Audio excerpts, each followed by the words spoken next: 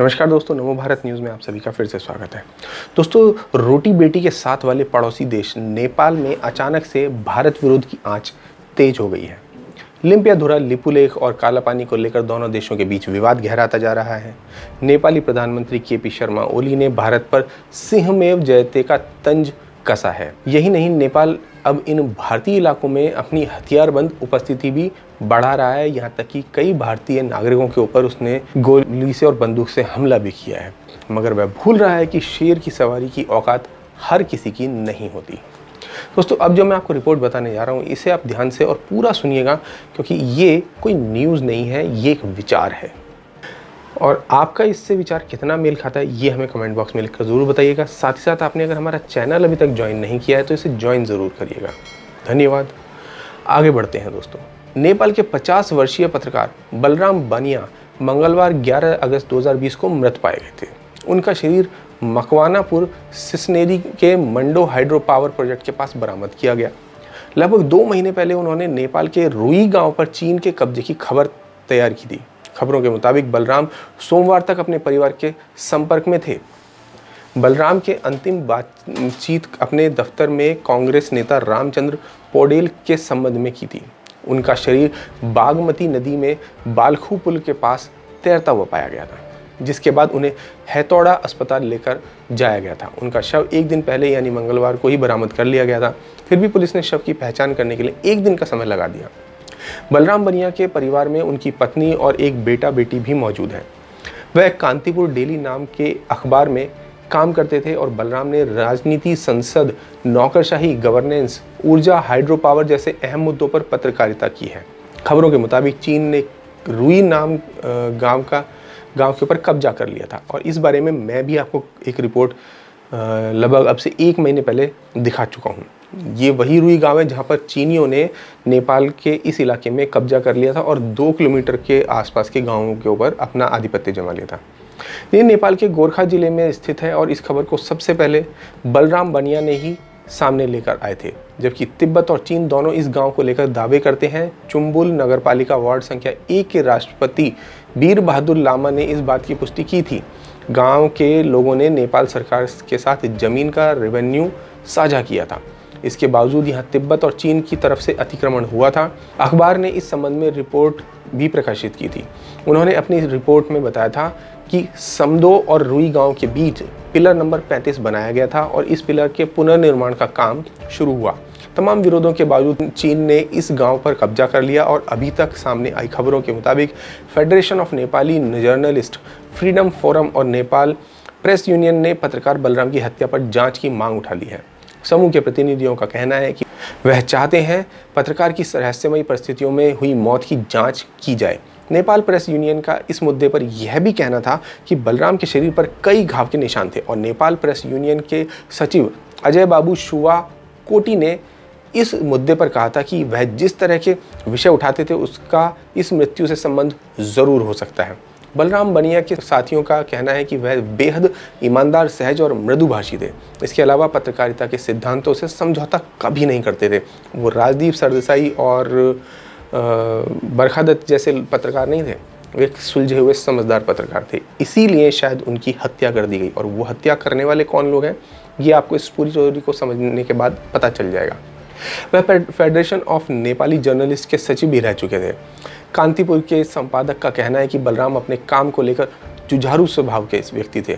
उन्हें नेपाल के तंत्र और राजनीति की अच्छी भली समझ थी। इसके अलावा उन्होंने कहा, मुझे हमेशा बलराम की ज़रूरत महसूस होती थी जब किसी अहम मुद्दे पर सवाल तैयार करने होते थे।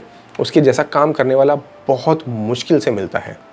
अब यहाँ समझने की बात है कि ऐसा एक शानदार जर्नलिस्ट, चाहे वो किसी भी देश का है, उसकी हत्या क्यों हो जाती है जब वो रुई गांव पर चीन के कब्जे का खुलासा करता है।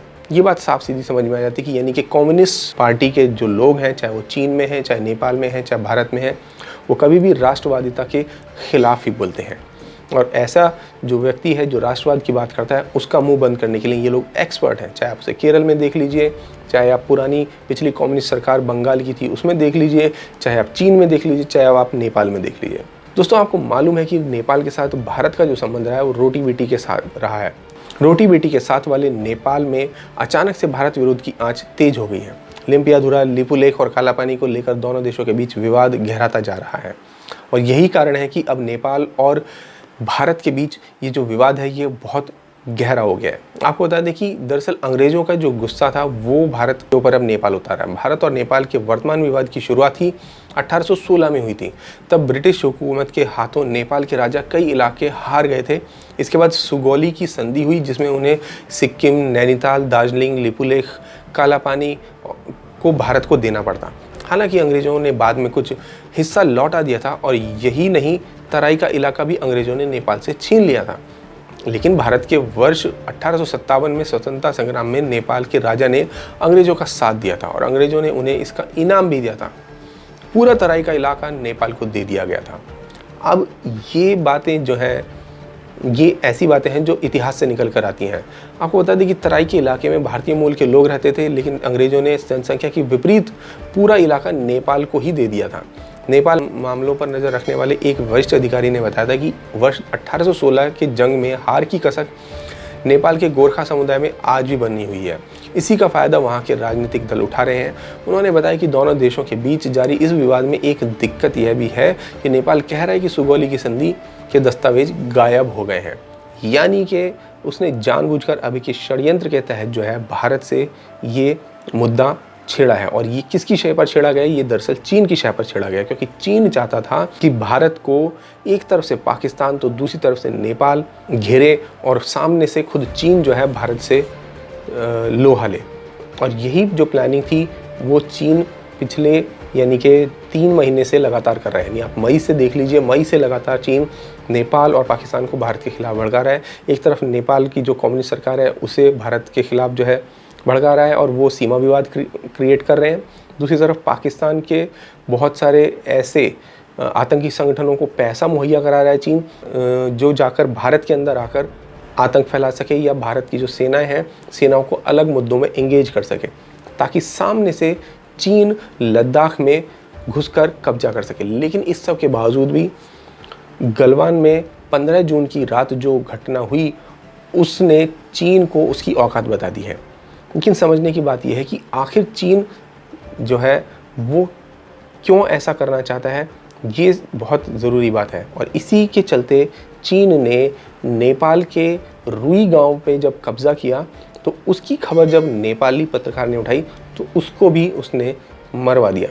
अब इसके लिए कोई बहुत बड़ी चीज़ नहीं है। नेपाल की जो सीमा है वो चीन से सीधी लगती है, तिब्बत और चीन से सीधी लगती है और तिब्बत के ऊपर चीन ने कब्जा किया हुआ है, इसलिए एक तरह से वहाँ पर भी केवल और केवल चीन की ही सरकार चलती है। और चीन के एजेंट्स लगातार नेपाल और भारत में घुसने की कोशिश करते हैं और उन्हीं एजेंट्स ने, या जिन्हें हम एक तरह से जासूस कहते हैं, खुफिया जासूस, उन्होंने ही इस शानदार इतने जांबाज पत्रकार की हत्या कराई हुई है।